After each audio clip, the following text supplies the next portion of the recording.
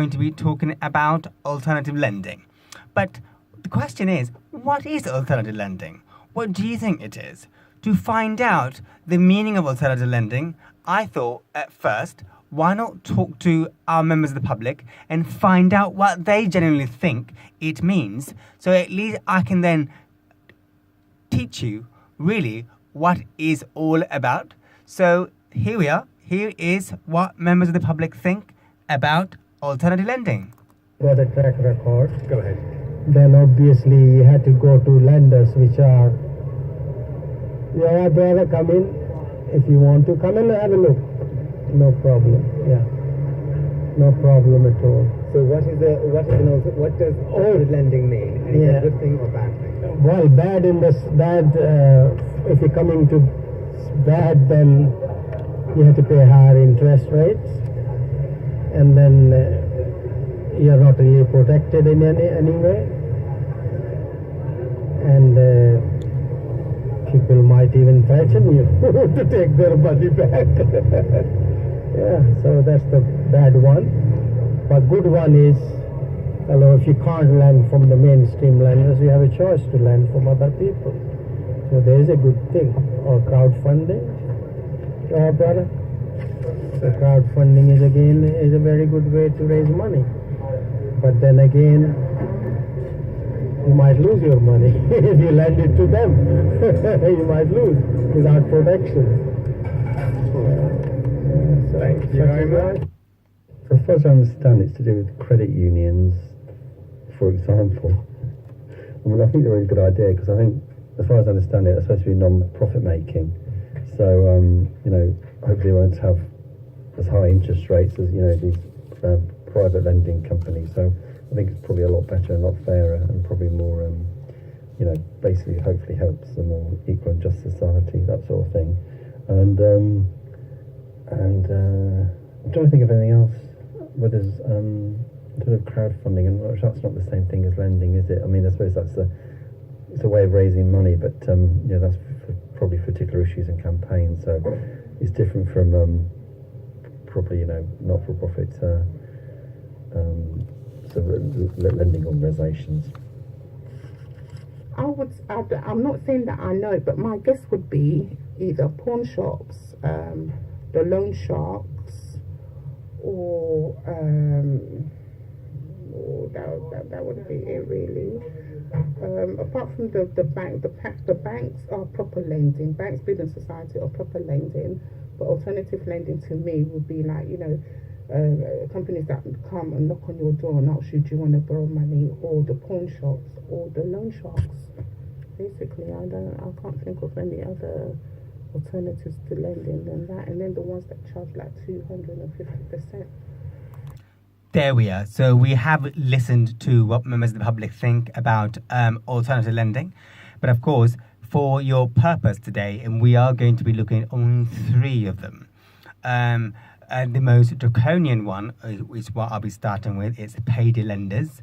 They have been on the press recently, and you may have also heard that Wonga is going under administration, which means that it's no longer going to survive because of problems to do with compensation claim against Wonga. So that's one thing I'll be looking at. And then I'll be looking at credit union. It's one of the rising financial institution in Britain. In fact, in the US, is probably the biggest lender, and he even lends mortgage in the US compared to in UK. The size is very different. Are we exploring credit union? And of course, the most recent one is the modern version that we have got. Is called peer-to-peer lending, i.e. individuals lending online for your benefit. And so I'll be exploring those three things really for your benefit. So let's start with payday lender. So the question for you and for me really, how does payday loans actually work? So let's start with that. Payday loan sharks, or payday loan company, I would like to call them sharks, because the moment you call them sharks, you mean they're illegal. So payday loan companies are not illegal, they are legal. So, and they enter into a short-term loans with you and me until really your payday. So it's called payday loan company because they want you to pay on the payday out of your salary. So the money is paid directly into your bank account. So they will pay you directly into your banker, and you repay in full with interest and charges at the end of the month.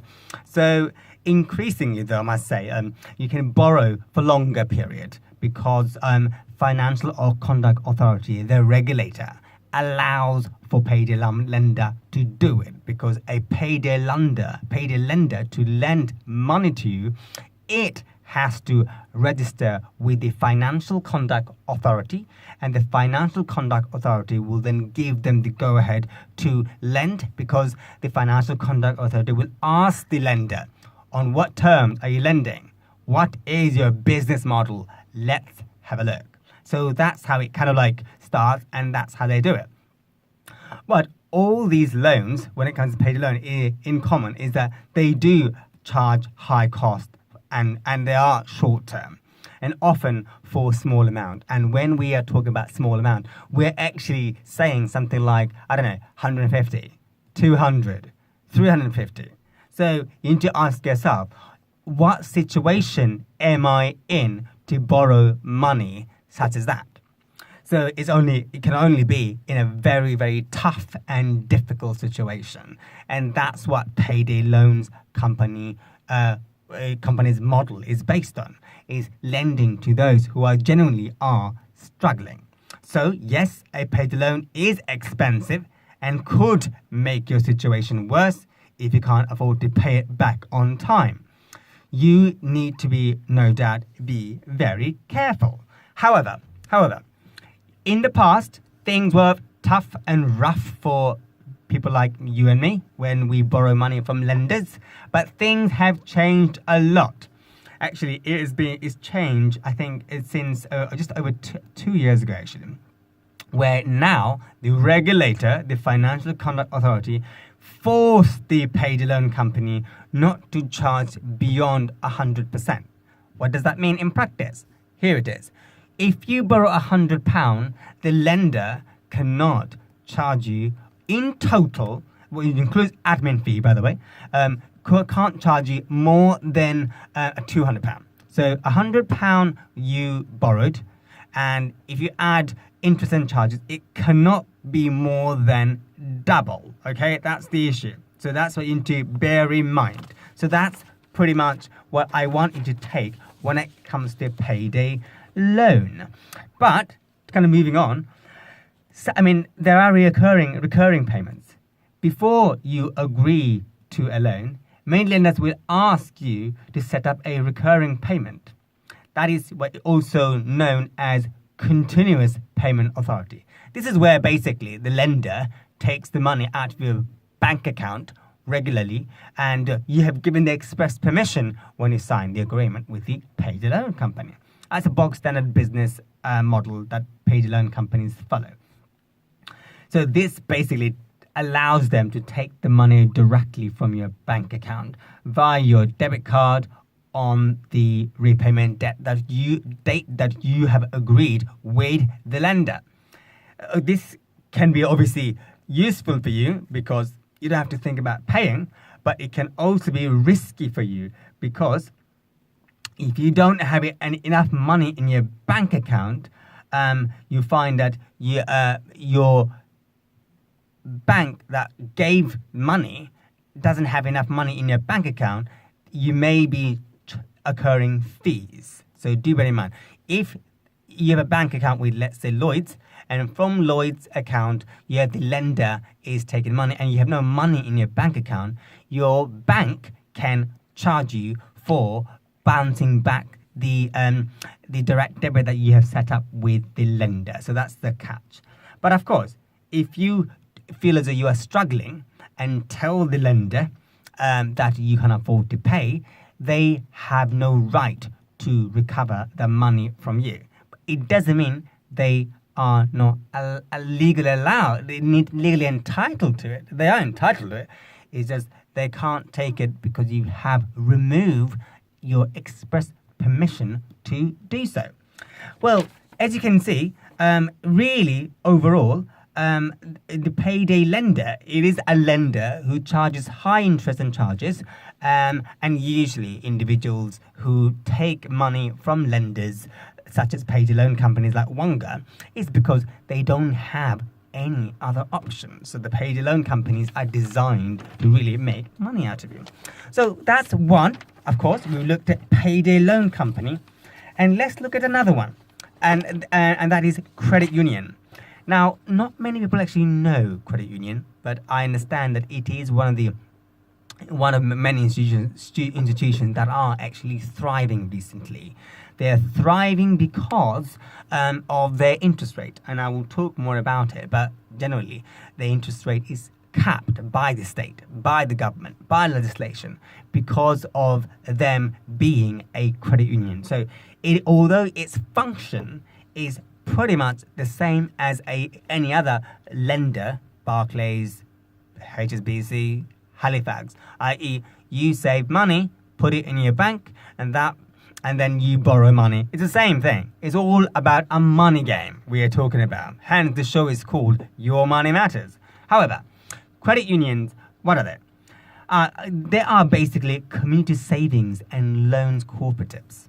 Now, the word cooperative says quite a few things. It's basically owned by those who save.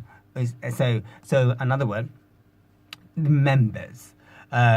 Members lend to each other in a structured way, lend to one another and help to run the credit union. So in other words, it's you basically volunteers who have savings. They themselves run it on a smaller scale, but as it gets bigger, the structure is pretty much the same. But again, those who have accounts, they themselves elect representatives, and those representatives then run the credit union. For example, if you live in the East End of London, you may have come across London Community Credit Union. If you live in south of London, you may have come across London Cooperative Union, and of course there are so many others that you can actually think of. But I mean, credit unions are actually thriving recently. So what are their features? I mean, usually you have to save. People save, and they encourage you to save before you borrow. And also you have to follow their criteria. Apart from saving, it might be that you have to work in a certain area. So let's say East London Community Credit Union, they will say something like, if you live here or work here, you can open a bank account with that. So there is a demarcation you need to think about. And of course, they are run on a not-for-profit basis. So, in other words, they're not like Barclays, where they have to think about ways to raise money so they can give the money to shareholders. That's not the case here. It's all about every money they get, it goes back to their members. So that's how it works. So there is no pressure to generate revenue, but they can be small or they can be large. It depends. I mean, for example, London Community Credit Union in East End, it has thousands. And of course, there are other credit unions in other parts of the country, maybe run by, 20 people. But they are also regulated by the Financial Conduct Authority, just like the payday loan. So the question is, why go to a credit union? It's simple. They provide loans at a very low rate. They can't charge you more than 3% by law. That's it. That's why they're called credit union. They also encourage all members to save regularly. I mentioned that earlier. Yes, priority is to save, save, save. In Britain, I'm afraid, we are not saving enough, but we are using credit card and we are spending more. That's what they do. But credit unions, of course, are here to encourage you to save your money. Why? You might need it for your holiday in the future. You might need to pay for your deposit. You might need to think about buying shoes for your kids. If you don't save, you might find that when times are tough, there's nothing there to help you out. So what credit unions do, they encourage you to save. Credit unions act in the interest of all members. So they try to ensure they don't let their members take out loans they cannot pay back. So again, then the means test you anyway. And of course, no doubt, the interesting thing about credit union compared to, I suppose, other lenders like mainstream lenders, they're quite generous towards you in the sense of They know that your credit report is bad. They might know that your credit rating is terrible. But because you have shown the initiative by saving, they can be more helpful, they can be more supportive. It's more likely you can get a loan from a credit union compared to, let's say, a mainstream lender. But of course, that's different from payday loans, who will lend you tiny amount for a very short time and the interest will be high. Here, you might average agreement might be for, I don't know, a year. But of course, don't forget the interest, 3% per month. They can only charge and no more. They can charge less, of course, but no more. Yeah, so there's a cap in England anyway. Now, so that's kind of what's happening in the context of a credit union. But now let's move to a slightly different one. And this time is about peer-to-peer. And not many of you may have heard of peer-to-peer lending. It is a new one.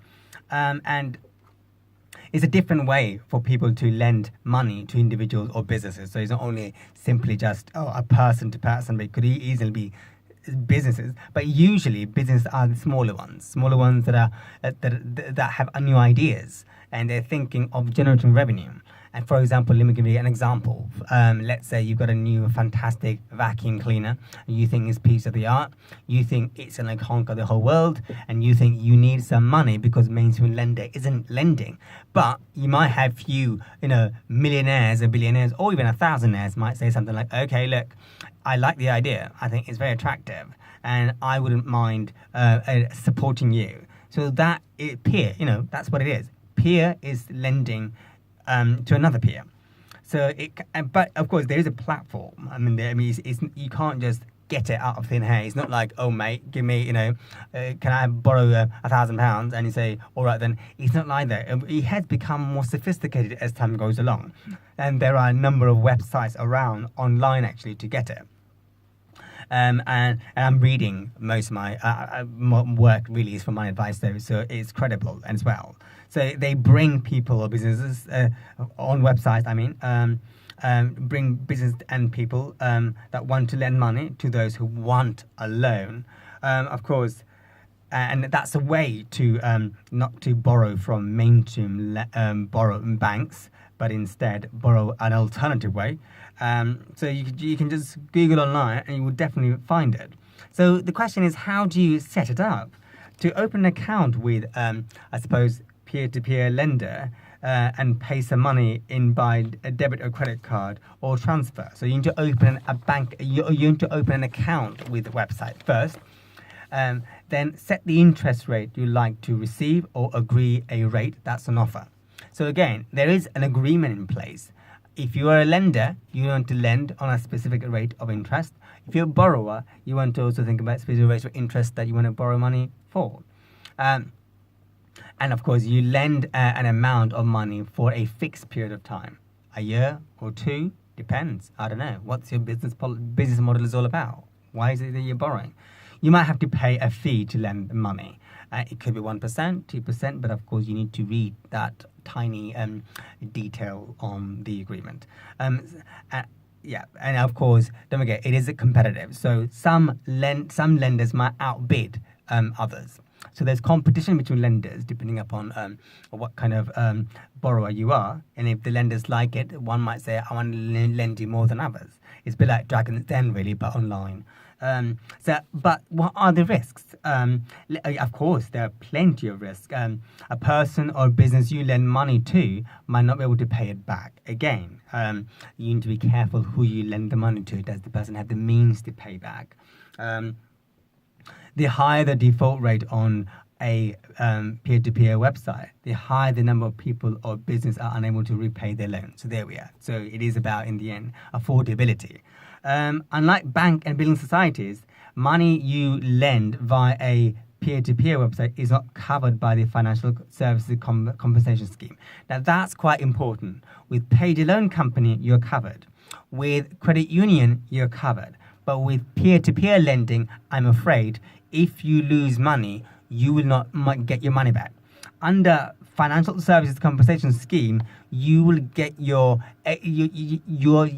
money is saved and protected up to £85,000. But when it comes to peer-to-peer lending, I'm afraid there is no protection because Financial Conduct Authority is yet to find out how to regulate this industry, and it's still finding its way and doing lots of research and stuff.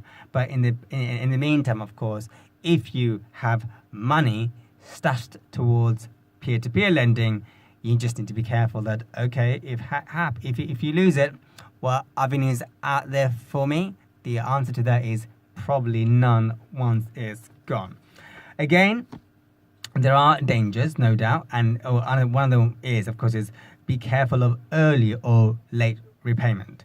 If a loan is repaid early or late, you could make less profit than you'd expected. If a loan is repaid early, you can simply lend out the money again. Fine, that's good, great. So why not? At least you've got the money and it's all sorted. But there is a chance that you might not be able to lend out at the same rate because when you've agreed to pay at an initial interest rate. Obviously, if it's paid, then you might not be able to receive it or lend it at that specific interest. So that's something that you need to think about. So the other thing could be is that peer-to-peer site might go bust. So in other words, the platform that you use to lend might not exist. It might disappear because there are financial pressures, isn't it? So there we are. So again, if they're regulated, that's fine. But clearly, it's a tough one.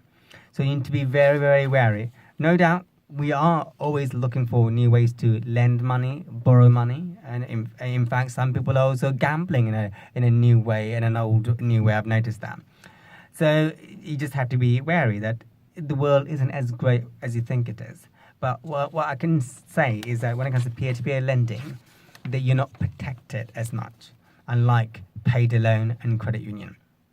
So let's just recap in terms of really what we learned, and then we'll go back to what members of the public think. So just so you can have a bit of clarity again what the members of the public think and what you've learned. And of course, don't forget we have learned about first payday loan. That's the creepiest one. Then we looked at credit unions, the most friendliest one. And then third, we've looked at peer-to-peer lending, the new one. And let's go back and listen to our members of the public views on alternative lending. Got a track record. Go ahead. Then obviously you had to go to lenders which are, yeah, brother, come in. If you want to come in and have a look. No problem. Yeah. No problem at all. So what does alternative lending mean? Is it a good thing or bad? Well, bad if you're coming to bad, then you have to pay higher interest rates, and then you're not really protected in any way, and people might even threaten you to take their money back. Yeah, so that's the bad one.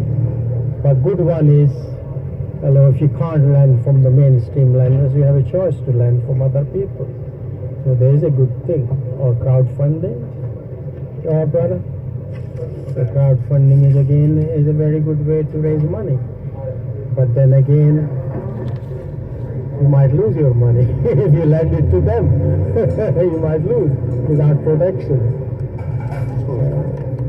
So Thank you very much. As far as I understand, it's to do with credit unions, for example. I mean, I think they're a really good idea because I think, as far as I understand it, it's supposed to be non-profit making. So, hopefully they won't have as high interest rates as, these private lending companies. So I think it's probably a lot better and a lot fairer and probably more, basically hopefully helps a more equal and just society, that sort of thing. And I'm trying to think of anything else. Whether there's sort of crowdfunding, and that's not the same thing as lending, is it? I mean, Well, listeners, you have heard about Your Money Matters show for this week. Next week, we'll have more topics for you, more interesting topic. On that note, farewell from me.